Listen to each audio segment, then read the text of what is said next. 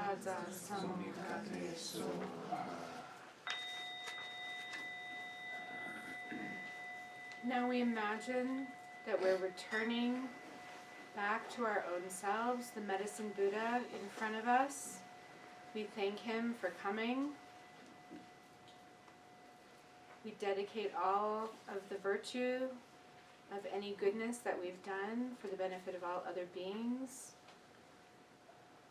We pray that there should be freedom from suffering, freedom from illness, freedom from harmful spirits, and all relative and absolute suffering for all beings. And we imagine that the Medicine Buddha then dissolves back into emptiness, going back into his realm.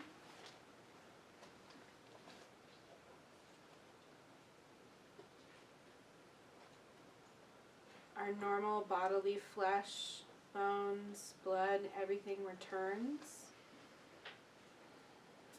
as the Medicine Buddha dissolves. And we complete with what's known as the fulfillment prayer, which is on page 20 of your text.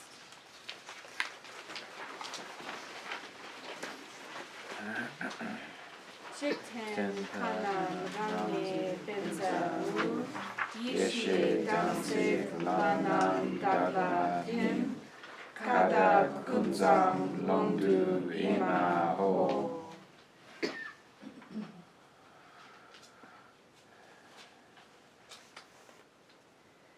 So we can take a short break, and then I'll give a little bit more explanation about how to do the practice a little bit more detailed. But for the benefit of people who are more new to the practice, or even if you've been doing this practice for 20 years and you're working in the healing profession, it's absolutely helpful to be able to do what I call like the quick and dirty, right? So sometimes, like, if I'm doing my practice, like, I'm generating Medicine Buddha on the spot.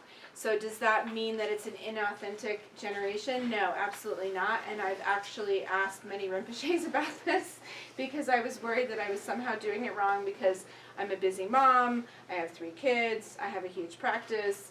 You know, there's always something tugging at me. So sometimes literally all I can do in the morning is just quickly generate as the Medicine Buddha, do a set of the mantra. Sometimes I'm doing the mantra as I'm driving down the road, and then I get to the stoplight and I'm generating as the Medicine Buddha during the red, and then I'm sort of like ungenerating when it's green and I'm going, you know. So I mean, and this, when you become intimately familiar, you know, so that you are the Medicine Buddha, there's like no separation. When you have the full empowerment and you receive the Medicine Buddha on top of your head and he dissolves like Dutsi nectar into you, you are inseparable.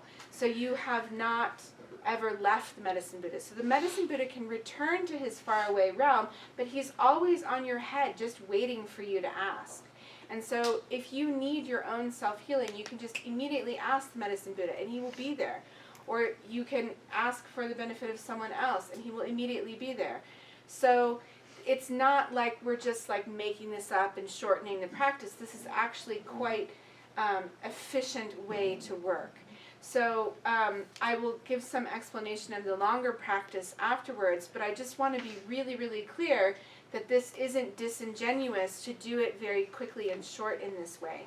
And when Khenpo Jigme asked me to teach, and Khenpo Lobsang's been like nagging at me to teach for years, you know, they said you should teach it the way that Westerners can do it, easier.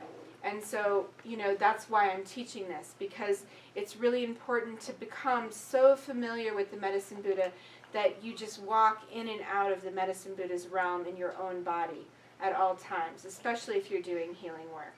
So there's no separation, right? Just like there's no separation from your guru. Even if your guru has left his body, there's still no separation. So there's no separation here from the Medicine Buddha, so you can quickly generate at any point. Okay, so I'll give instructions after the break on a little bit longer practice. Okay.